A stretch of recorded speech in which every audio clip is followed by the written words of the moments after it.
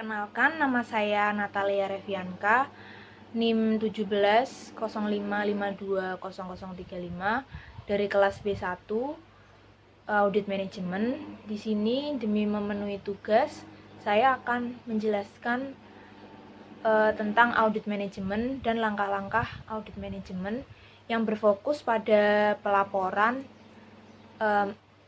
dan audit lanjutan atau dibalik audit lanjutan dan pelaporan.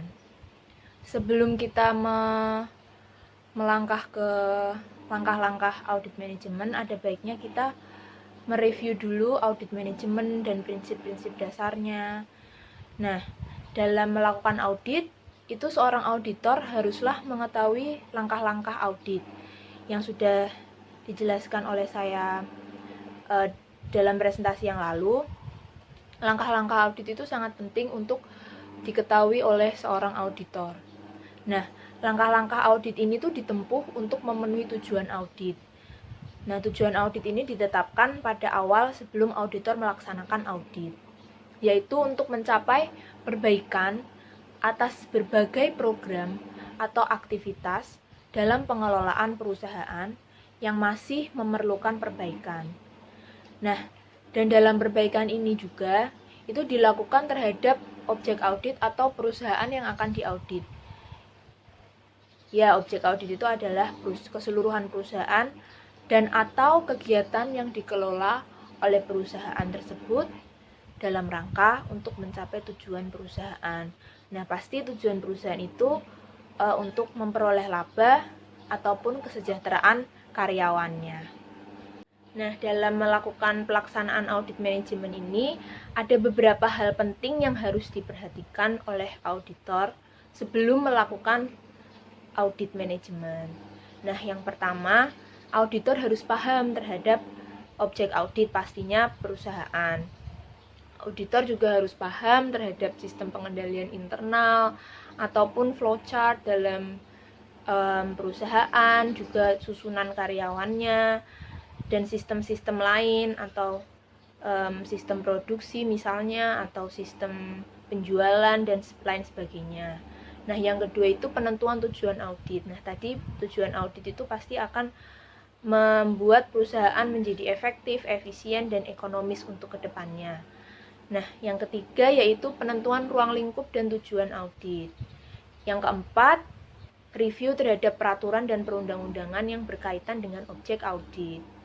Yang kelima, pengembangan kriteria awal dalam audit. Selanjutnya, kita melangkah ke tahap-tahap audit manajemen.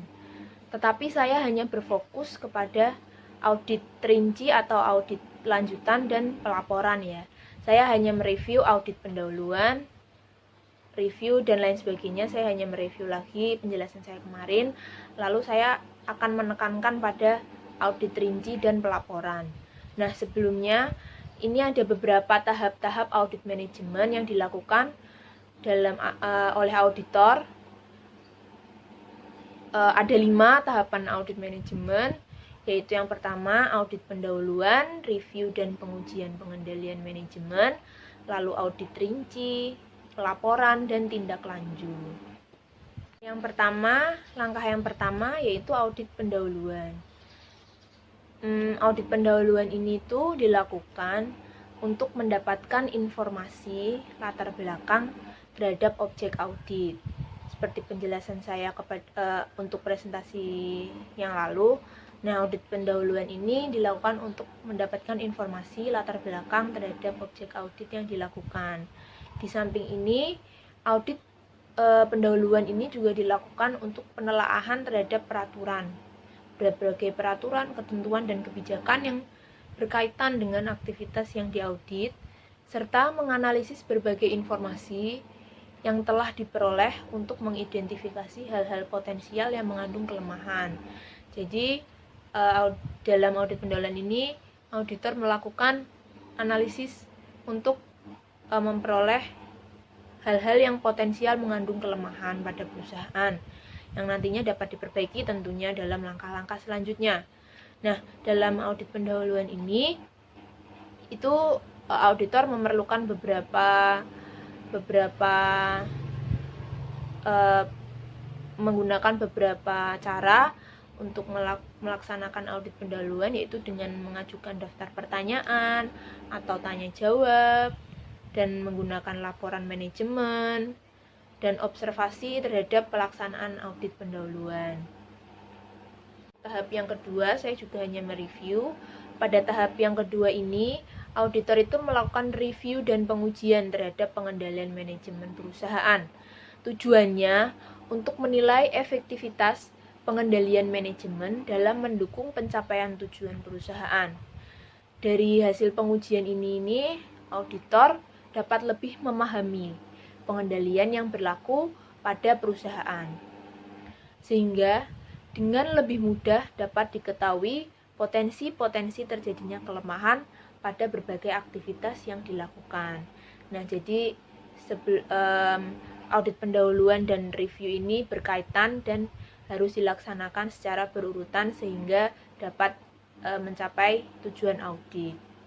Nah, jika dihubungkan dengan tujuan audit yang telah dibuat pada audit pendahuluan, tujuan audit sementara ya, hasil pengujian pengendalian manajemen dapat mendukung tujuan audit sementara tadi menjadi audit yang sesungguhnya. Atau mungkin ada beberapa tujuan audit sementara yang gugur karena tidak cukup atau sulit memperoleh bukti-bukti. Jadi tadi kan dalam audit pendahuluan tadi sudah disampaikan tujuan audit sementara. Nah, lalu dalam review ini atau dalam langkah kedua ini, audit sementara ini dapat mendukung tujuan, maksudnya pengujian pengendalian manajemen ini dapat mendukung tujuan audit sementara menjadi tujuan audit sesungguhnya. Tetapi ada audit sementara yang gugur.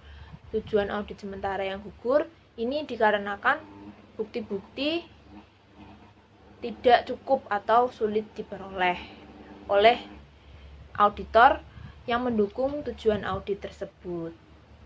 Nah, kita memasuki inti dari presentasi dan penjelasan saya, yaitu langkah yang ketiga, audit lanjutan atau juga sering disebut juga audit rinci.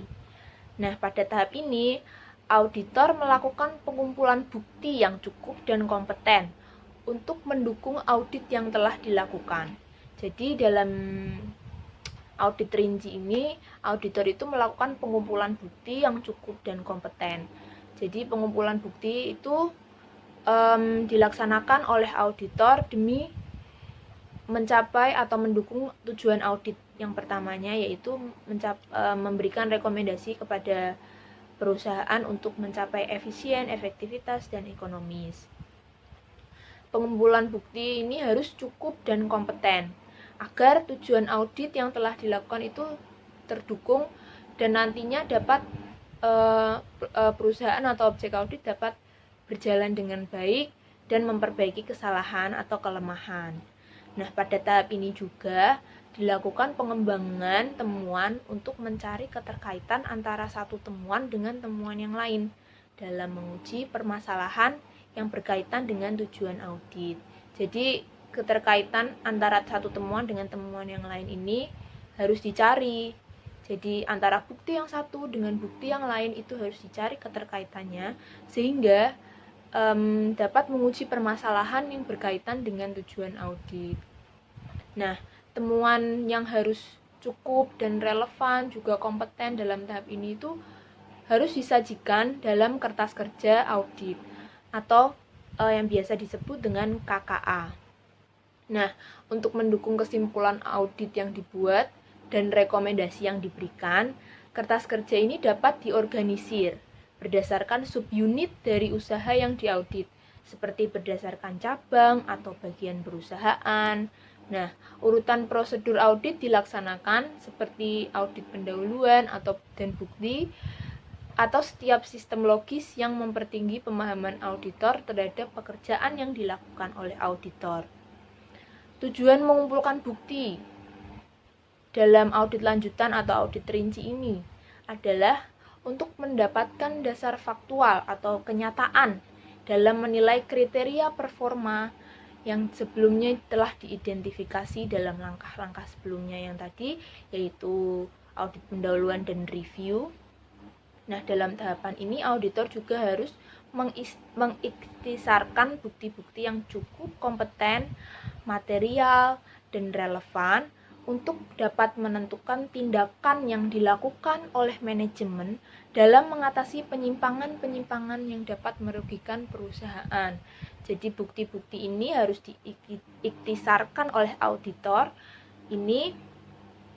Bukti-bukti ini harus cukup kompeten, material, dan relevan untuk nantinya dapat menentukan tindakan yang harus dilakukan oleh manajemen dalam mengatasi penyimpangan-penyimpangan yang dapat merugikan perusahaan.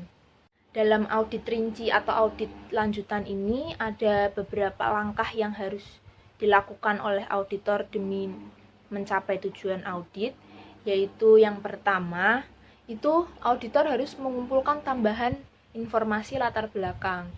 Nah, tambahan informasi latar belakang ini dilakukan berguna untuk menekankan pada usaha mendapatkan data yang lebih lengkap dalam menganalisis aktivitas. Jadi latar belakang informasi perusahaan ini harus lengkap dan datanya juga harus relevan dengan tujuan agar auditor dalam menganalisis aktivitas yang diaudit itu dapat membuat kesimpulan audit yang baik dan untuk kemajuan perusahaan dan demi kebaikan perusahaan juga dalam mengurangi atau mencegah kecurangan dan kelemahan-kelemahan yang berpotensial dalam perusahaan. Nah, data yang diperoleh pada tahap ini memungkinkan juga untuk diperoleh dari luar perusahaan. Maksudnya, data yang tambahan informasi latar belakang ini juga dapat diperoleh dari luar perusahaan atau semisal stakeholder perusahaan, lingkungan luar perusahaan seperti konsumen atau investor, pemerintah mungkin seperti itu. Nah, data yang diperoleh dari luar perusahaan ini pastinya harus memiliki relevansi dengan kegiatan yang sedang diaudit oleh auditor. Nah, langkah yang kedua dalam audit rinci adalah memperoleh bukti.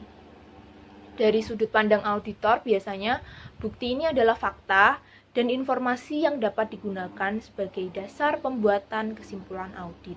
Jadi bukti ini adalah merupakan dasar yang harus dipenuhi dulu sebelum membuat kesimpulan audit dan nantinya rekomendasi bagi perusahaan. Dalam proses audit, auditor harus dapat menganalisis dan menentukan fakta dan informasi yang relevan, andal, dan berkaitan dengan tujuan audit yang awal. Nah, tujuan dari diperolehnya bukti ini adalah untuk menentukan bahwa kriteria atas kegiatan yang diaudit sudah sesuai dan dapat diterima. Jadi, bukti ini tujuannya yang pertama itu pastinya harus sesuai dengan tujuan audit dan dapat diterima. Jadi, bukti harus didapatkan dulu dengan kriteria atas kegiatan yang diaudit dan sudah sesuai dan dapat diterima.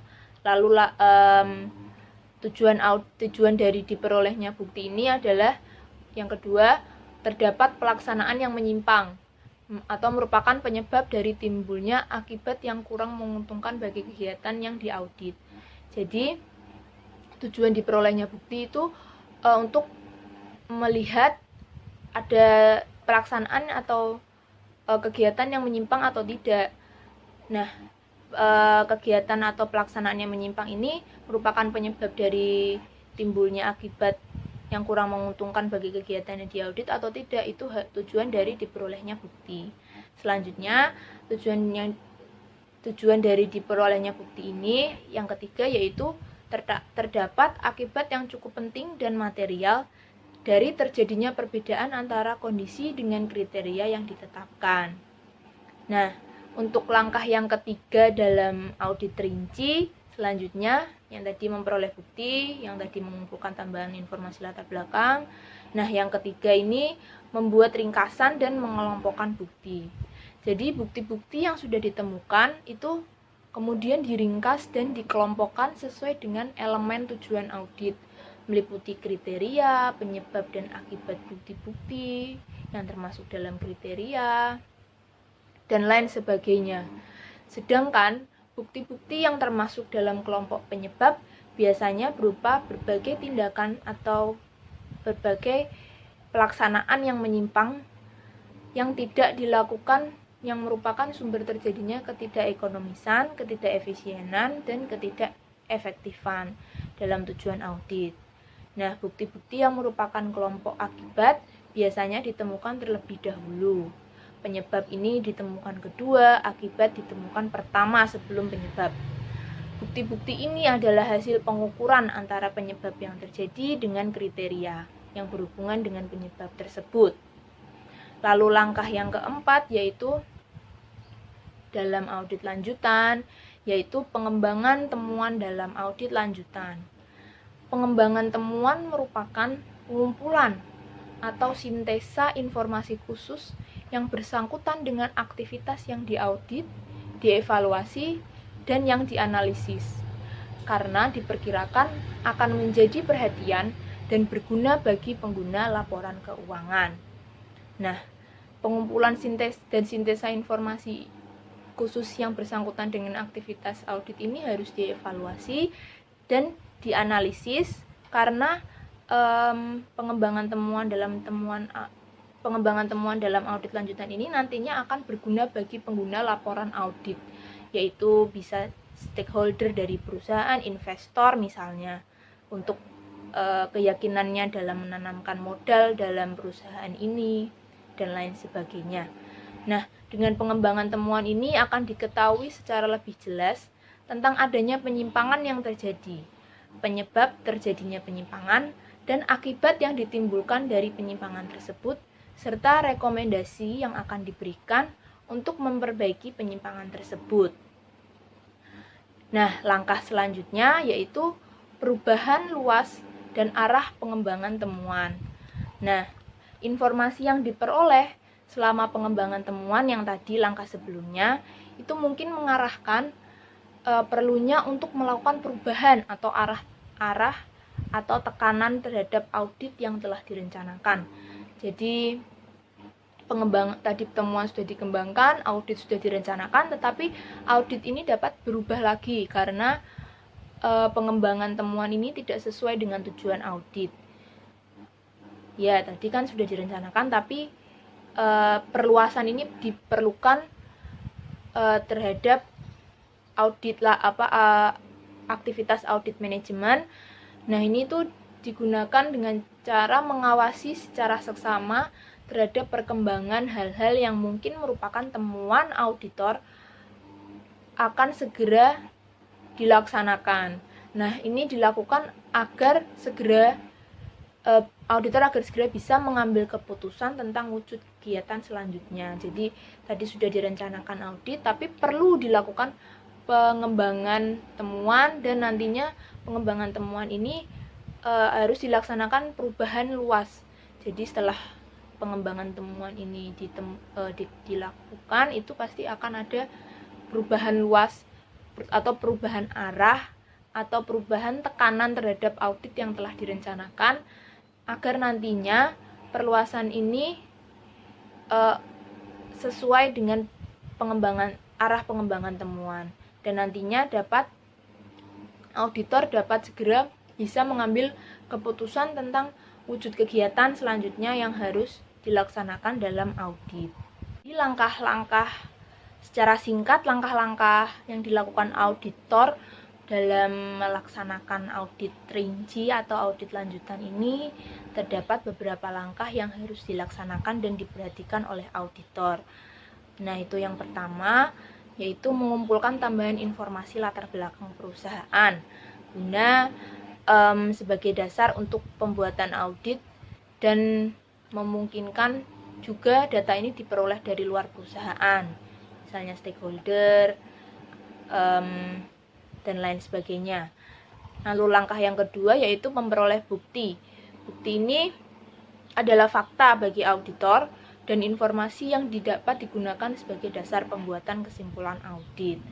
Nah, dalam memperoleh bukti ini, itu auditor harus mendapatkan informasi yang cukup relevan, andal, dan berkaitan dengan tujuan audit. Tujuan diperolehnya bukti itu yang pertama, kriteria atas kegiatan ini sudah sesuai dan dapat diterima.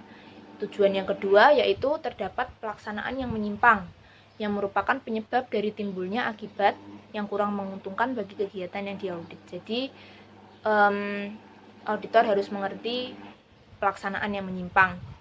Lalu tujuan yang ketiga memperoleh bukti, yaitu terdapat terdapat akibat yang cukup penting dan material dari terjadinya perbedaan antara kondisi dengan kriteria yang ditetapkan.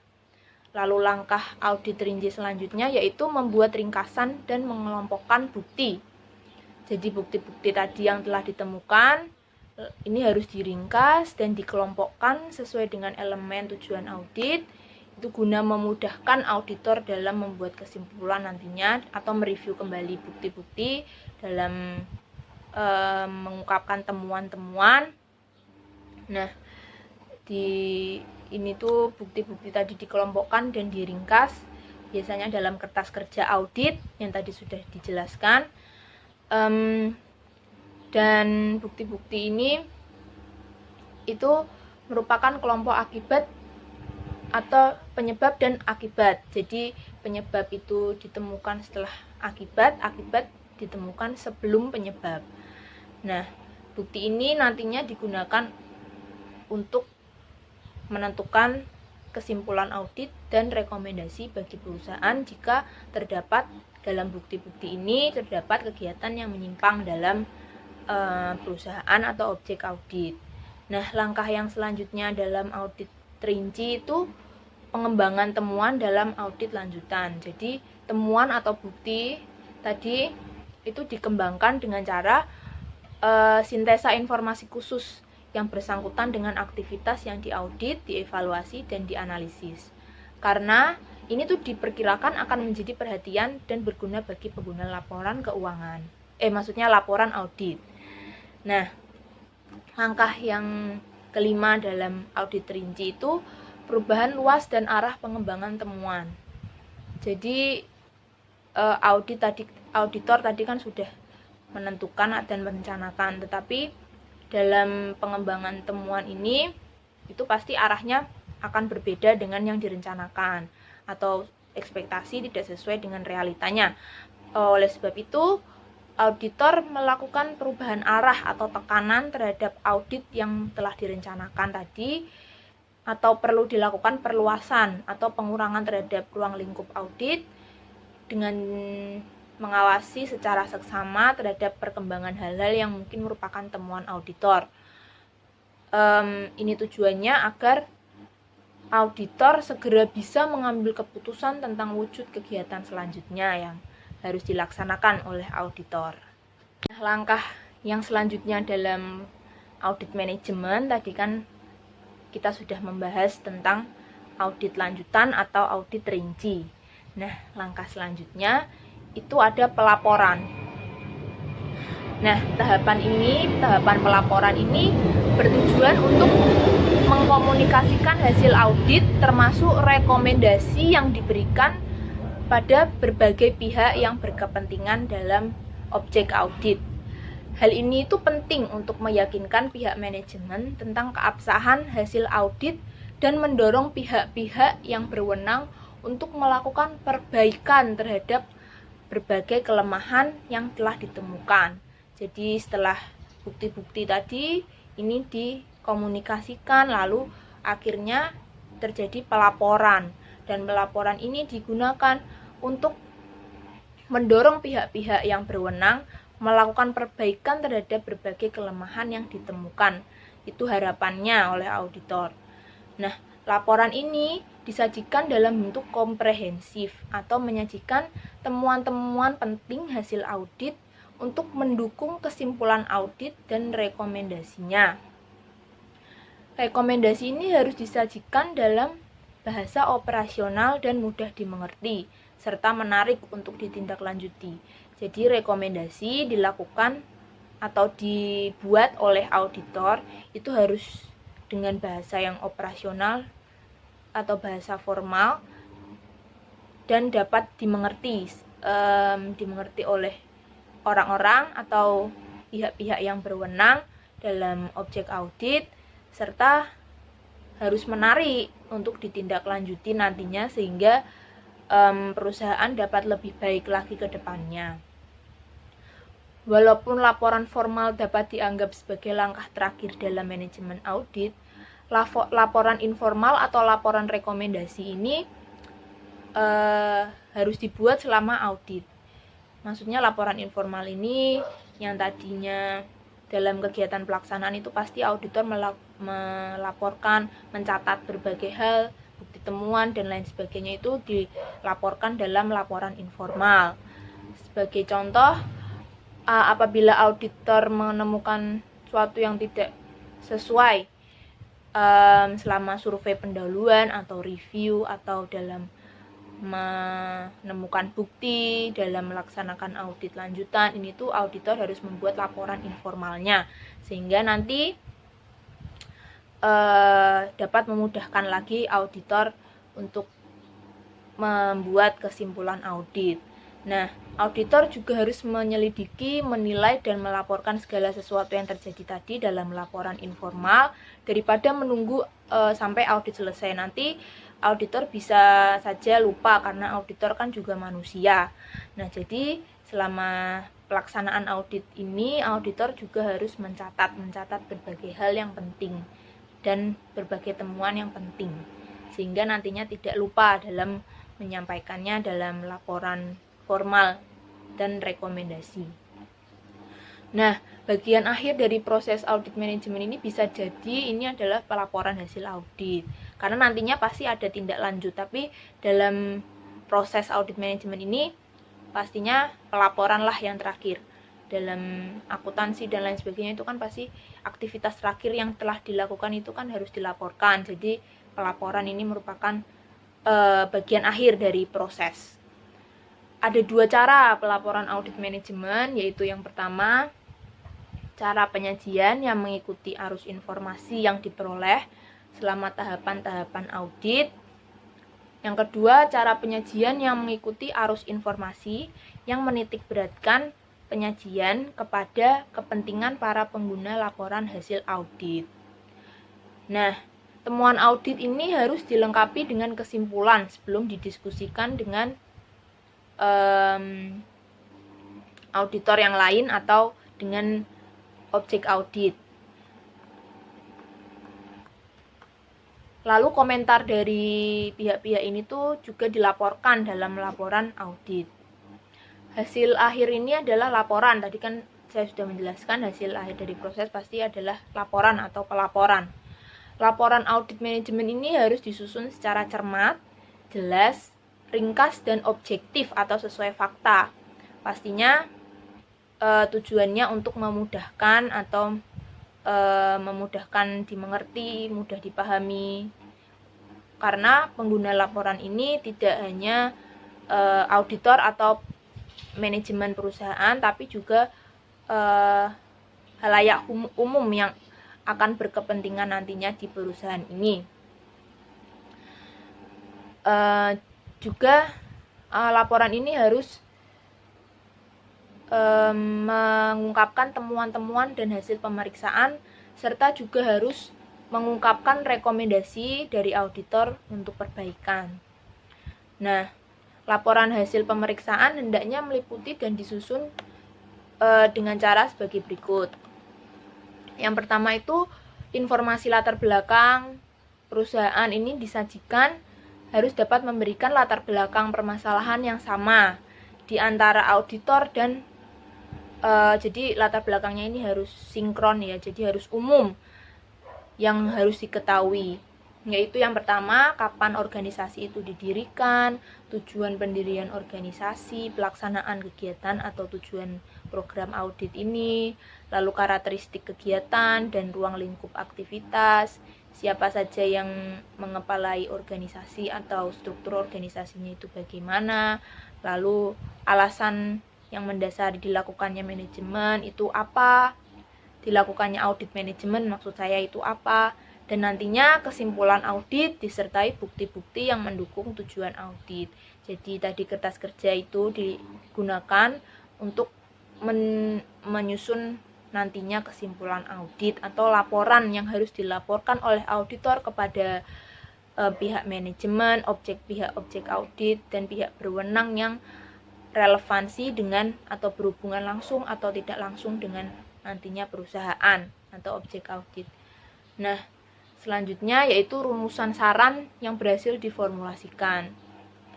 Nah, saran-saran yang diajukan oleh pemeriksa ini pada umumnya berupa anjuran yang berisikan hal-hal apa saja yang seharusnya dilakukan untuk mendorong organisasi melakukan perbaikan atas kinerja yang akan datang. Rumusan saran ini harus singkat karena saran ini ditujukan untuk memberikan dasar perbaikan manajemen di masa yang akan datang dan dirumuskan mengingat prinsip biaya, efektivitas, serta praktis. Dalam audit kan tadi tujuannya efektivitas, ekonomis, efisien. Nah, wewenang untuk melakukan tindak lanjut dan upaya perbaikan tetaplah pada manajemen organisasi. Lalu lingkup pemeriksaan. Lingkup pemeriksaan ini menunjukkan berbagai aspek kegiatan pihak kedua dan periode waktu kegiatan yang ditinjau kembali oleh pemeriksa atau auditor.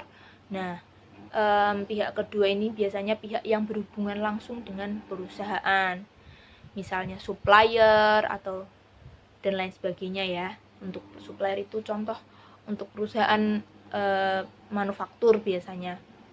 Lingkup pemeriksaan ini harus juga mengidentifikasi secara jelas seberapa mendalam peninjauan kembali yang dilakukan untuk masing-masing aspek kegiatan pihak kedua. Jadi peninjauan kembali dilakukan untuk masing-masing aspek kegiatan pihak kedua yang tadi sudah dijelaskan, yaitu seperti contohnya pihak kedua itu supplier dalam perusahaan.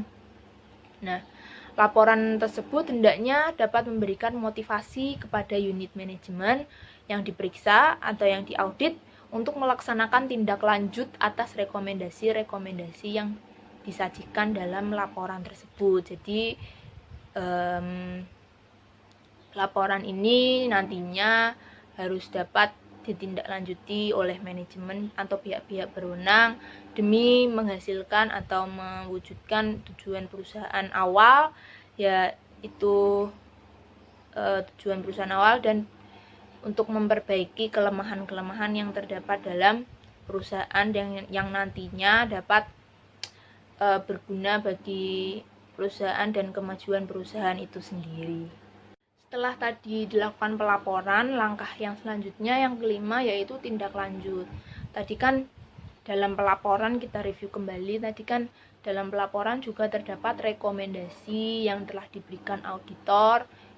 Auditor ini telah mengetahui temuan-temuan bukti yang biasanya yang ditemukan oleh auditor ini biasanya merupakan potensi-potensi terjadinya kelemahan atau kecurangan bahkan.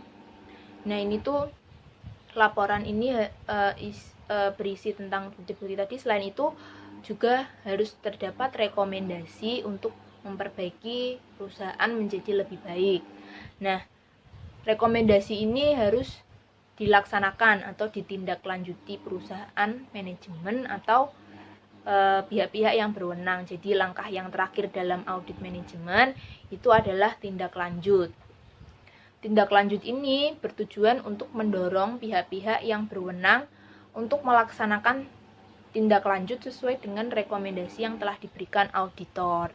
Jadi mendorong, jadi rekomendasi itu kan tadi yang sudah saya jelaskan itu sifatnya harus mudah dimengerti dan bahasanya harus disusun dengan menarik sehingga nantinya perusahaan dapat melaksanakan tindak lanjut dalam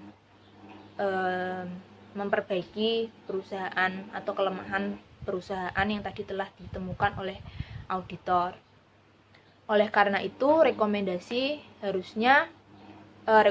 yang disajikan oleh auditor dalam laporan audit seharusnya sudah merupakan hasil diskusi dengan berbagai pihak yang berkepentingan dengan tindakan perbaikan tersebut. Nah, suatu rekomendasi yang tidak disepakati oleh objek audit akan sangat berpengaruh pada pelaksanaan tindak lanjutnya. Hasil audit menjadi kurang bermakna apabila rekomendasi yang diberikan tidak ditindaklanjuti oleh pihak yang diaudit. Ini review kembali, tindak lanjut itu harus menindaklanjuti rekomendasi yang telah disajikan oleh auditor dalam laporan audit guna untuk memperbaiki kelemahan di perusahaan demi mencapai tujuan perusahaan yang lebih baik nantinya. Demikian presentasi atau penjelasan saya mengenai langkah-langkah audit manajemen yang saya fokuskan kepada tadi audit rinci dan pelaporan. Semisal saya ada kesalahan kata dan pemilihan kata dalam penjelasan saya mohon maaf. Semoga penjelasan ini dapat berguna bagi kalian semua. Bye-bye. Terima kasih. Dadah.